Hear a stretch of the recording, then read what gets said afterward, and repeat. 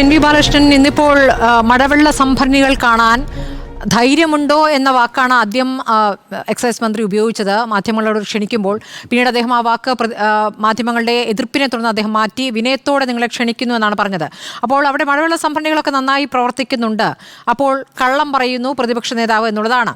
ദശലക്ഷം ലിറ്റർ വെള്ളമാണ് ഒരു ദിവസം പാലക്കാട് നഗരസഭയ്ക്കും പിരായിരി പഞ്ചായത്തിലും ഭാഗികമായ ആവശ്യം.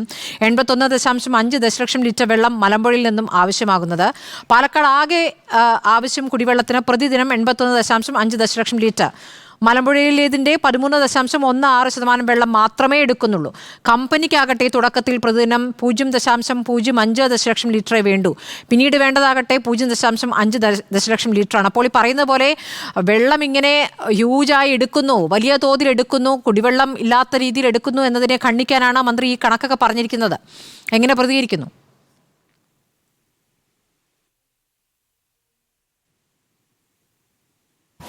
സ്മൃതി, അദ്ദേഹത്തിൻ്റെ ഈ പ്രസ്താവന ഞാൻ വായിച്ചു. അതുപോലെ തന്നെ ക്യാബിനറ്റിൻ്റെ നോട്ട് വായിച്ചു. നേരത്തെ അദ്ദേഹം ഇതിനു വേണ്ടി ഇറക്കിയിട്ടുള്ള ഉത്തരവ് വായിച്ചു. എനിക്ക് മനസ്സിലാവാത്തൊരു പ്രശ്നം, ഒരു കമ്മ്യൂണിസ്റ്റ് മന്ത്രിസഭയാണ് കേരളത്തിലുള്ളത് എന്നാണല്ലോ പറയുന്നത്. ആ കമ്മ്യൂണിസ്റ്റ് മന്ത്രിസഭ ആ ഒരു മന്ത്രിസഭയുടെ ഏറ്റവും പ്രധാനപ്പെട്ട ക്വാളിറ്റി ആയിരിക്കേണ്ടത് അത് ജനങ്ങളോട് ഉത്തരവാദിത്വമുള്ളവരായിരിക്കണം, സുതാര്യമായിരിക്കണം. ഈ രണ്ട് കാര്യങ്ങളാണ് ഏറ്റവും പ്രധാനം. നേരത്തെ വിശദീകരിച്ചാണ് ഈ കാര്യങ്ങളൊക്കെ. നമ്മൾ ജീവിക്കുന്ന കാലം ഏതാണ്? MP രാജേഷിന് അറിയാത്ത എന്തെങ്കിലും കാര്യമാണോ ഇത്? നമ്മൾ ലോസ് ആഞ്ചൽസിലെ വലിയ അഗ്നിബാധയെ തുടർന്ന് ഒരു വലിയ ലോകത്തിൻ്റെ ചരിത്രത്തിലില്ലാത്ത രൂപത്തിലുള്ള പാരിസ്ഥിതിക പ്രത്യാഘാതങ്ങൾ ഉണ്ടാവുന്നത് കണ്ടുകൊണ്ടിരിക്കുകയാണ്. ഈ സംസ്ഥാനത്ത് ഈ ചൂട് കൂടിക്കൊണ്ടിരിക്കുന്നതിനെ കുറിച്ചുള്ള മുന്നറിയിപ്പ് വന്നുകൊണ്ടിരിക്കുകയാണ്. പാലക്കാട് എന്ന് പറയുന്നത് ഒരു മഴനിഴൽ പ്രദേശമാണ് എന്ന് അറിയാത്ത ഒരാളല്ലല്ലോ MP രാജേഷ്. ഇപ്പോൾ ഒരുപക്ഷെ എനിക്കതിനെക്കുറിച്ച് വേണ്ടത്ര ധാരണയില്ലെങ്കിലും മനസ്സിലാക്കാം. പക്ഷേ MP രാജേഷ് പാലക്കാട്ടുകാരനാണ്.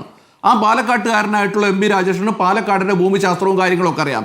അത് മറുപടി പറയേണ്ട ഒരു ഒറ്റ പ്രശ്നം, ഈ കൊക്കക്കോള കമ്പനിയിൽ ഈ പെരുമാട്ടി പഞ്ചായത്തിൽ ലൈസൻസ് കൊടുക്കുമ്പോൾ, കൊക്കക്കോള കമ്പനിക്ക് ലൈസൻസ് കൊടുക്കുമ്പോൾ അന്നുണ്ടായിരുന്ന സ്ഥിതി എന്താ? അന്ന് അവരെന്താ പറഞ്ഞത്? ഭൂഗർഭജലം ഉപയോഗിക്കുന്നതാണോ? അല്ലെങ്കിൽ അതുപോലെ ഏതെങ്കിലും തരത്തിലുള്ള കാര്യങ്ങൾ ഒരു പ്രശ്നമില്ല എന്ന് പറഞ്ഞിട്ടല്ലേ അന്നത്തെ ഇടതുപക്ഷ പഞ്ചായത്ത് ഇതിനു വേണ്ടി അനുമതി കൊടുത്തത്? പിന്നീട് MP രാജേഷ് ഇന്നല്ല, അദ്ദേഹം നേരത്തെ യുവജന സംഘടനാ പ്രവർത്തകനായിരുന്ന കാലത്ത് ഈ കേരളത്തിന് വലിയ സമ്മർദ്ദം ഉയർന്നു വന്നപ്പോൾ അദ്ദേഹത്തിന് സമരത്തിലേക്ക് വരേണ്ടി വന്നല്ലോ. അദ്ദേഹത്തിന് സമരത്തിലേക്ക് വരേണ്ടി വന്നു എന്നുള്ളത് ഒരു യാഥാർത്ഥ്യമാണല്ലോ. നമ്മുടെ നാട്ടിൽ നമുക്കറിയാവുന്ന ഒരു കാര്യം, നേരത്തെ വിശദീകരിച്ചാണ് ഈ കാര്യങ്ങൾ എന്നുള്ളതുകൊണ്ടാണ് ഞാൻ അതിൻ്റെ മറ്റു കാര്യങ്ങളിലേക്ക് പോകാത്തത്. ആളുകൾക്ക്, നമ്മുടെ നാട്ടിലെ ആളുകൾക്കൊക്കെ അറിയാം ഇതൊന്നും സുതാര്യമായി ചെയ്യുന്നതിന് എന്താണ് പ്രശ്നം. ഈ നോട്ടിനകത്ത് മറ്റ് വകുപ്പുകളോട് ഒന്നും അന്വേഷിച്ചിട്ടില്ല എന്ന് കൃത്യമായി എഴുതി വെച്ചതിന് ശേഷം റെജി ലൂക്കോസിനെ പോലെ ഒരാളെ ഇതുപോലെ ചർച്ചയ്ക്ക് പറഞ്ഞയച്ചിട്ട് സത്യം മൊകേരിയെ തെറി വിളിച്ചുകൊണ്ട് എന്താ കാര്യമുള്ളത്? നിങ്ങളൊന്ന് ആലോചിച്ച് നോക്കി, എന്തൊരു അസംബന്ധമാണ് ഈ നടന്നുകൊണ്ടിരിക്കുന്നത്. ഈ കേരളത്തിലെ ഇടതുപക്ഷ ജനാധിപത്യ മുന്നണി സർക്കാരിലെ പ്രധാനപ്പെട്ട രണ്ടാമത്തെ കക്ഷിയാണ് CPI. ഞാൻ CPI കാരനല്ല, CPIൻ്റെ വക്താവുമല്ല. റെജി ലൂക്കോസിന് മറുപടി പറയാൻ CPI-കാരും ഇവിടെ ഇല്ല. നിങ്ങളൊന്ന് ആലോചിച്ച് നോക്കൂ, റെജി ലൂക്കോസിനെ പോലെ യാതൊരു ഉത്തരവാദിത്വം ഇല്ലാത്ത മനുഷ്യർ വന്നിട്ട് ചർച്ചയിൽ പങ്കെടുത്തുകൊണ്ട് കേരളത്തിലെ ഇടതുപക്ഷ ജനാധിപത്യ മുന്നണിയിലെ പ്രധാനപ്പെട്ട ഘടകകക്ഷിയായിട്ടുള്ള CPI-ക്കെതിരായിട്ട് തെറി പറഞ്ഞുകൊണ്ട് തീരുന്ന പ്രശ്നമാണ്.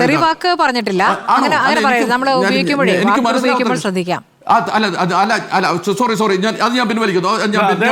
തെറിയല്ല, അത് അധിക്ഷേപിക്കുകയാണ് വളരെ മോശമായി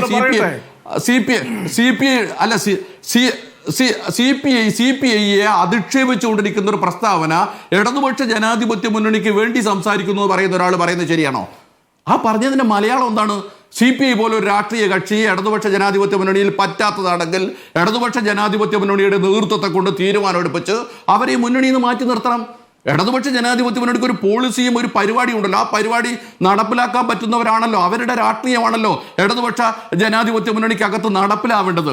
അങ്ങനെ നടപ്പിലാക്കുന്നല്ല ഇവര് എന്ന് പറഞ്ഞുകൊണ്ട് റെജി ലൂക്കോസിനെ പോലെ ഒരാൾ വന്ന് ഇതുപോലൊരു വേദി പറയും. ഇതൊരു പബ്ലിക് സ്പേസ് അല്ലേ? ആ പബ്ലിക് സ്പേസിൽ നമ്മൾ സംസാരിക്കുമ്പോൾ കൂടുതൽ ആലോചിച്ച് നോക്കണ്ടേ? അതുണ്ടാക്കുന്ന പ്രത്യാഘാതങ്ങൾ നാളെ എന്തായിരിക്കും? ഉത്തരവാദിത്തപ്പെട്ടവർ അതിന് എന്തൊക്കെ മറുപടി പറയേണ്ടി വരും? അതൊക്കെ നമ്മൾ ഉത്തരവാദിത്തം എന്ന് പറയുന്നതിലാണ് സർക്കാർ ഇതിൽ പറയുന്ന ഒരു പ്രധാനപ്പെട്ട കാര്യം. ശ്രീ NV ബാലകൃഷ്ണൻ, ഒരുപാട് ജനങ്ങൾക്ക് തൊഴിൽ നൽകും ഈ സ്ഥാപനം വന്നു കഴിഞ്ഞാൽ, ഒരുപാട് പേർക്ക് തൊഴിൽ സാധ്യതയുണ്ട് എന്നുള്ളത്. അതുകൊണ്ടാണ് വികസന വിരോധികൾ എന്ന വാക്ക് ആവർത്തിച്ച് പറഞ്ഞുകൊണ്ടിരിക്കുന്നത്. ഓക്കെ, ഞാൻ ആ വാദത്തെ മുഖവിലേക്ക് എടുക്കുകയാണ്. ധാരാളം പേർക്ക് തൊഴിൽ കിട്ടും, വലിയ നിക്ഷേപം വരും, അതിന്റെ ഭാഗമായിട്ടൂടെ വലിയ അഭിവൃദ്ധി ഉണ്ടാവുന്നതാണല്ലോ വാദം. ഓക്കെ, അത് അങ്ങനെ അങ്ങ് അംഗീകരിക്കാം നമുക്ക്. ഞാൻ അതിന്റെ മറ്റ് വിശദാംശങ്ങൾ, പക്ഷേ അത് ഈ കേരളത്തിലെ ജനങ്ങളെ ബോധ്യപ്പെടുത്താൻ നമുക്ക് എന്താ പറ്റാത്തത്? ഇതുപോലൊരു ബ്രൂവറി തുടങ്ങുന്നതിന് മുമ്പ് കേരളത്തിലെ ഒരു പ്രതിപക്ഷ രാഷ്ട്രീയ കക്ഷികളില്ലേ, അതുപോലെ തന്നെ ഒരു പഞ്ചായത്ത് ഭരണസമിതികളിലെ ജനപ്രതിനിധികളിലെ രാഷ്ട്രീയ പാർട്ടികളിലെ ഇതാ നേരത്തെ ഞങ്ങൾ തുടർന്ന് പോരുന്ന ഒരു പോളിസി മാറ്റുവാണ്. എന്തിനാണ് പോളിസി മാറ്റിയത് എന്ന് ആളുകളോട് പറഞ്ഞിട്ടുണ്ട്. നമുക്ക് ബ്രൂവറികൾ പുതുതായി തുടങ്ങാൻ പറ്റില്ല, അതിൻ്റെ ആവശ്യമില്ല എന്ന് നേരത്തെ 1999 മറ്റോടെ വർഷം ഞാനിപ്പോൾ ഓർക്കുന്നില്ല, ഞാൻ നോട്ട് ചെയ്ത് വെച്ചിട്ടുണ്ട്. അന്ന് വീണ്ടും നമ്മൾ തീരുമാനിച്ചാണ്. വേണ്ടെന്ന് തീരുമാനിച്ചത് 2022 നമ്മൾ മാറ്റി 4 ബ്രൂവറിക്ക് അംഗീകാരം കൊടുക്കാൻ തീരുമാനിച്ചു. അന്ന് നേരത്തെ ഇദ്ദേഹം ആക്ഷേപിച്ചിട്ടുള്ള രമേശ് ചെന്നിത്തലയൊക്കെ വലിയ പ്രശ്നങ്ങളും അതിന്റെ പിന്നിലുള്ള മറ്റു പ്രശ്നങ്ങളും കൊണ്ടുവന്നപ്പോൾ സർക്കാരിന് അതിൽ പിൻവലിക്കേണ്ടി വന്നു. സർക്കാരിന് ആ ഒരു നിലപാട് പിൻവലിക്കേണ്ടി വന്നു. നിലപാട് പിൻവലിക്കുന്ന സമയത്ത് ഇവിടെ നികുതികാര്യ സെക്രട്ടറിയോട് ഈ കേരളത്തിലെ മദ്യ വ്യവസായത്തെ സംബന്ധിച്ച് പഠിച്ച് സംസ്ഥാന സർക്കാരിന് റിപ്പോർട്ട് സമർപ്പിക്കണമെന്ന് ആവശ്യപ്പെട്ടു. അദ്ദേഹം അതിനെക്കുറിച്ച് പഠിച്ചു റിപ്പോർട്ട് സർക്കാരിന് സമർപ്പിച്ചിട്ടുണ്ട്. എന്തുകൊണ്ടാണ് റെജി ലൂക്കോസ് ആ റിപ്പോർട്ട് ജനങ്ങളുടെ മുമ്പിൽ വെക്കാത്തത്? ജനങ്ങൾ ഇതൊക്കെ കണ്ടാൽ എന്താ കുഴപ്പം? ജനങ്ങൾ ഇതൊക്കെ കണ്ടാൽ എന്താണ് കുഴപ്പം? എന്തുകൊണ്ടായിരുന്നു ഈ 1999 ഇങ്ങനെ നമുക്ക് പുതിയ ബ്രൂവറി കേരളത്തിൽ ആവശ്യമില്ല, അല്ലെങ്കിൽ ഇതുപോലെ മദ്യ വ്യവസായം ആ നിലയിൽ കേരളത്തിൽ പ്രോത്സാഹിക്കാൻ പറ്റില്ല എന്ന് തീരുമാനിച്ചത്? ആ തീരുമാനം ഒരു ഇതുപോലെ തന്നെ ഒരു മന്ത്രിസഭ ചർച്ച ചെയ്തെടുത്തൊരു തീരുമാനമല്ലേ? ആ ചർച്ച ചെയ്തെടുത്തൊരു തീരുമാനം മാറ്റുമ്പോൾ അത് സംബന്ധിച്ച ചർച്ചകൾ എവിടെയെങ്കിലും തലത്തിളക്കട്ടെ. MP രാജേഷും പിണറായി വിജയനും മാത്രം ചർച്ച ചെയ്ത് ഒരു ക്യാബിനറ്റ് നോട്ടാക്കി കൊണ്ടുവന്ന് വരേണ്ട ഒരു കാര്യമാണ്. ഇതൊരു നയത്തിന്റെ പ്രശ്നമല്ലേ ഇത്? ഞാൻ നേരത്തെ ചോദിച്ച പോലെ 2022 ഇതങ്ങ് മാറ്റി വെച്ച് ഇത് പറ്റില്ലെന്ന് പറഞ്ഞ് നേരത്തെ അദ്ദേഹം ആക്ഷേപിച്ച രമേശ് ചെന്നിത്തല പിൻവലിപ്പിക്കുന്ന ഒരു അവസ്ഥ വന്നപ്പോൾ അന്ന് ചുമതലപ്പെടുത്തിയ ഒരു കമ്മീഷനുണ്ട്. അവരുടെ റിപ്പോർട്ട് നമ്മുടെ മുമ്പിലുണ്ടോ? ഈ പറയുന്ന പഞ്ചായത്തിൽ എലപ്പുള്ളി പഞ്ചായത്തിനൊരു ഭരണസമിതിയുണ്ട്. അവർ നമ്മളെ പോലെ തന്നെ തെരഞ്ഞെടുക്കപ്പെട്ടവരാണ്. MP രാജേഷും പിണറായി വിജയനും എങ്ങനെയാണോ നമ്മുടെ ഭരണസാരിത്യത്തിലേക്ക് വന്നത്, അതുപോലെ തന്നെയാണ് അവർ എലപ്പുള്ളി പഞ്ചായത്തിന്റെ ഭരണസാരിത്യത്തിലേക്ക് വന്നത്. പറഞ്ഞത് പഞ്ചായത്ത് സെക്രട്ടറി അറിയിച്ചു. അതെ, അല്ല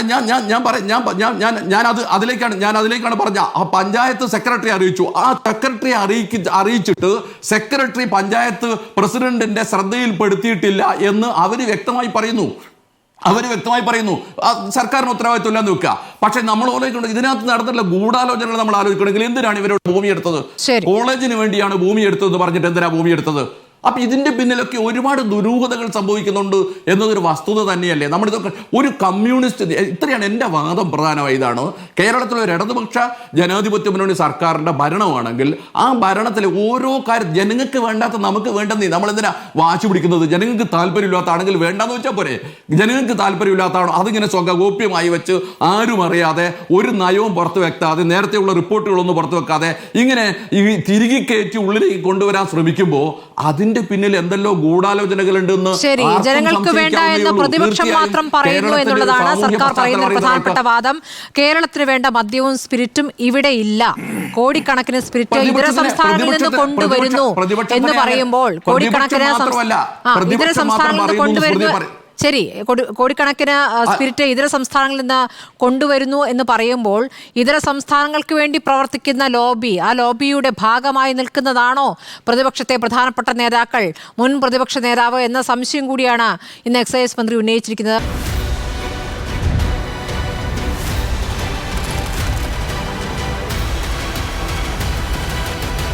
ഡിബേറ്റ് വിത്ത് സ്മൃതി പരുത്തിക്കാട്.